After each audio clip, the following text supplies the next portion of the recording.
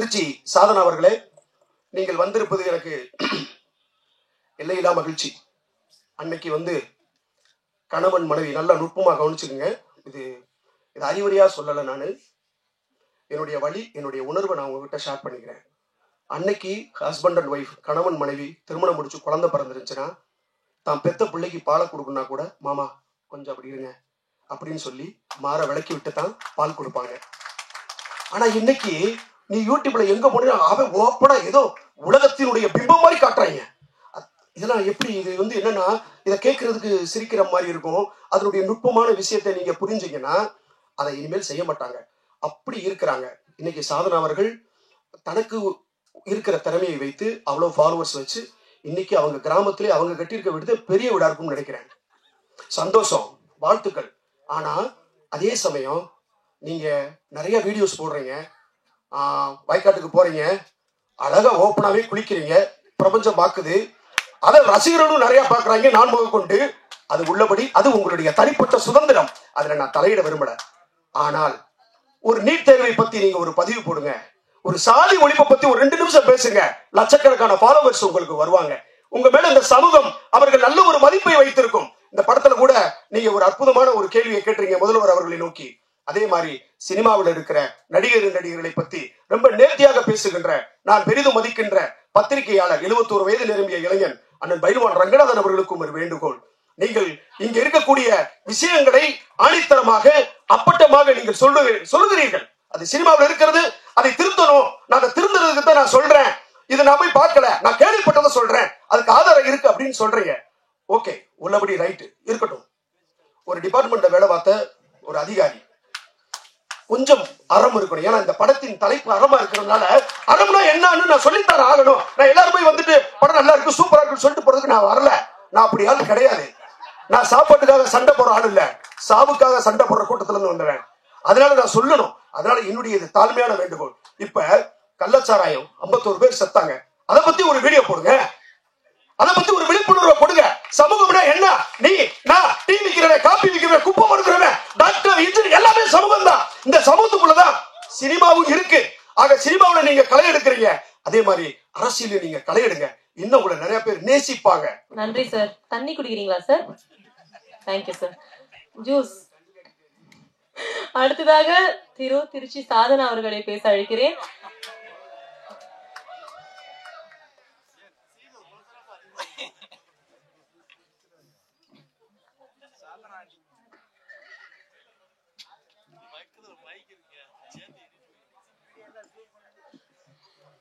நான் தான் ஷார்ட்டா இருக்குல்ல.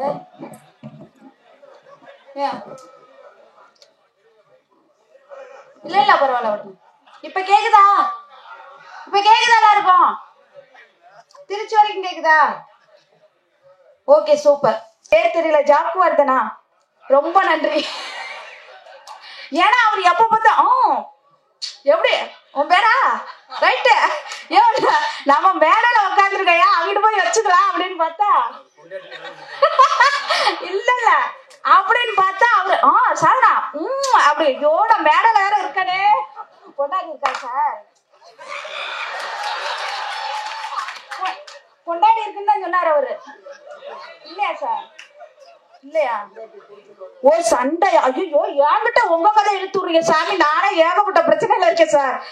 சார் ஐயோ அத்தி சரிங்க சார். எல்லாருமே எங்களுக்கு துணையா இருந்துன்னா என்ன இருந்து எல்லாரும் ஆதரவா இருந்து சப்போர்ட் பண்ணி இந்த படத்தை தியேட்டர்ல போய் எங்களுக்காக பாருங்க.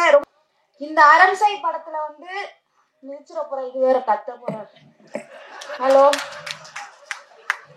சார், சாரி சார், ஏதோ ஃப்ளோல வந்துருச்சு சார், சாரி சார். எங்கிட்ட போனாலும் அடியா விழுது, என்ன பண்றேன்னு தெரியல. இந்த எப்படி சொல்றது, நம்ம சார் எப்படின்னா படத்தை பத்தி மட்டும்தான் பேச சொன்னாங்க.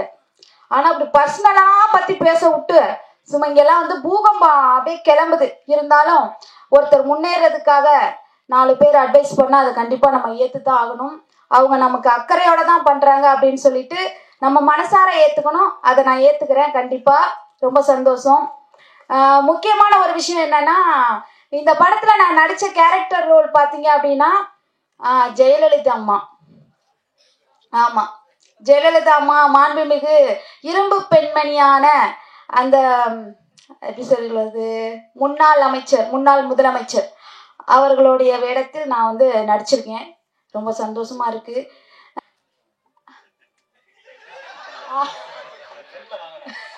ஜீவா சார், இந்த ஜீவா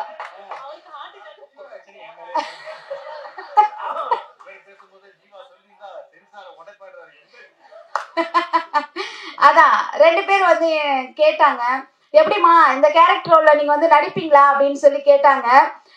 கண்டிப்பா இனிமே எல்லா கேரக்டருக்குமே நான் நடிக்கிறேன் சார், எதுவும் பிரச்சனை எதுவும் வந்துடாதா அப்படின்னு வந்து நான் கேட்டேன். இது வந்து ஒன்லி நடிப்பு தானம்மா, இந்த அறம் செய் அப்படிங்கிறது நம்ம கூட படத்து மூலியமா வெளிக்காட்டல அப்படின்னா இந்த நாட்டுல சில விஷயங்கள் வந்து நமக்கே தெரியாம அதை சொல்றதுக்கு யாரும் தயங்கி நிக்கிறாங்க.